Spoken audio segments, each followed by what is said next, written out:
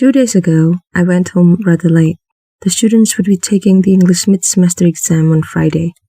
Well, today, and I have decided they take the material from Cambridge Assessment English. The test consists of listening, reading, and writing. Some pages need to be copied in colors.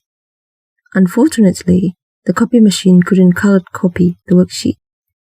There's another option actually, by giving the worksheet copied in grayscale while presenting the colorful file with a PowerPoint using classroom projector. However, the projector in my class was rather old and not good enough to present in colors since it's too vivid that red, blue, or green will turn to be similar blackish color. And so I went home late 2 days ago, waiting for the teachers to leave school or finish printing so I can use the printer for myself. And so I printed page 1, 3, and 5 from the listening part and page 9 from the reading and writing part. While printing page 1, I thought of printing the uncolored pages, the ones with colorful printed pages on the other sides, to help simplify Padade's task to copy. So I printed page 2 in the grayscale mode. When I finished printing those pages, I separated pages 9 to 14 to be grayscale copied by Padade. It was the time when I realized I had made a mistake. Page 3 was printed in grayscale. Quick thought. There were two options, reprinting page 3 or using the projector. However, 1. Reprinting the pages would make the wrong printed ones become waste paper, pool paper, or trees. So absolutely no. 2. Present the colored page 3 with a projector. Then I thought I printed in colors, thus make me go home late to avoid the hustle-bustle of using the projector. Presenting one page will make this work, color printing, seem a waste of time and energy. Then, another quick thought. I printed only the pictures that must be colorful, the cars pictures, to be stuck on the grayscale page. So I printed the cars pictures and started cutting them and using the double tape to stick the picture. It was 8:15 p.m. The scissors available in the previous principal office were too small.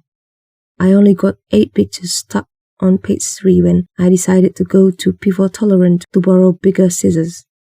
It was dark when I was at the door and somehow suddenly I got goosebumps. Don't worry, it's not a horror story. So I cancelled the plan and walked back to the office when suddenly I heard a suspicious sound from the sleeping room. And so I walked fast to the office. Well, I ran, tidied the printed worksheet, took my bag and ran outside to go home. Well, it turned out to be a horror story.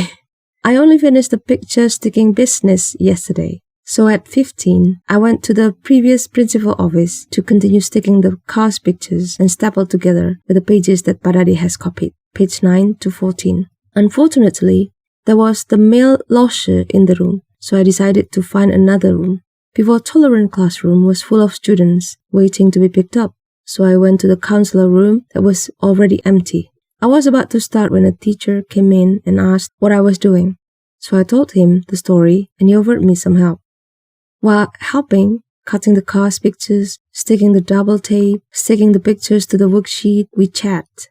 In the middle of chatting, he asked, "Can you tell me again, why didn't you use a PowerPoint instead, miss?" So I said, "To avoid the hassle of using PowerPoint and projector, sir."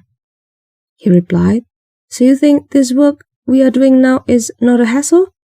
That was when I realized that he was right. However, agreeing his opinion also didn't seem right either. So I replied, "I know, I can write red car and blue car, which is more simple, but then it will be slightly different from the first plan to make it in color." He replied, "I see. Good enough, you only made a mistake." And he pointed at one of the pages, page 9. "Say you're wrong printing this too, you'll spend more time sticking other pictures." After what I thought only a few minutes, I said, "Done! So fast! Thank you for your help, sir." My back against the wall, so I didn't see the clock. Smiling, he replied, "Well, actually not that fast, miss." And I found out that it was 5:30. But I was happy. It was quite perfect and looked neat as what I've already planned in the beginning. It was when I was about to staple all pages together and plan to go home much earlier than the day before when I found out there were 2 pages 9, the colorful ones that I have printed, and the grayscale copied ones from Padade. Laughing, The teacher who helped me asked, "So how is it? I can help you to stick the pages together tomorrow morning." And so I think there were still some options. 1. Throw the grayscale copy away, reprinting page 10. 2. Sticking the grayscale page 9 to the blank page of the other side of page 14. This time, I gave up what I thought would be my perfect plan and crossed the grayscale pages. "This way will do now," I said. Well, we often or mostly plan many things. However, sometimes things don't go as you plan. Then I remember this verse. Many are the plans in a person's heart, but it is the Lord's purpose that prevails. From Proverbs chapter 19, verse 21. In the workplace, in life, cancelled plans, unexpected things, problems happen. It's either a reminder of things that might not go in God's ways, or God puts the prune unnecessary characters to help us become our better selves. So when God happens to change your plans, enjoy the ways He offers. God's ways are not always the smooth or nice ones, but they're always the good ones. Well, at least to keep you away from boring days.